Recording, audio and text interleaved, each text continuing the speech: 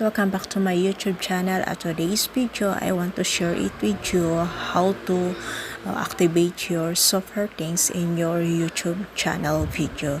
So if you have software things in your video, it is a big help on your revenue because the viewers will add your bonus software things to your video that you made.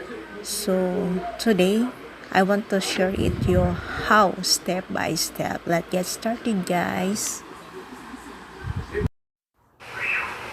You all need to do first is simply go to your YouTube Studio dashboard, and on the left right corner of your dashboard just click the monetization, the red color, and at the top of the channel monetization page just click get started, the blue one rectangle, and it reveal guys the terms and conditions of the Google AdSense.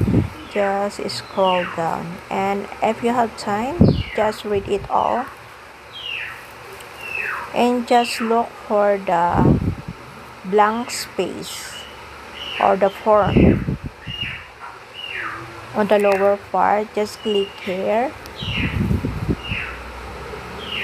and you will see in the lower part you need to write your full name and your active email address and the company. Just see YouTube and just click accept,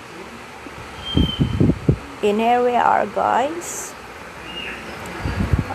already done. That's all. Thank you guys for watching. Bye.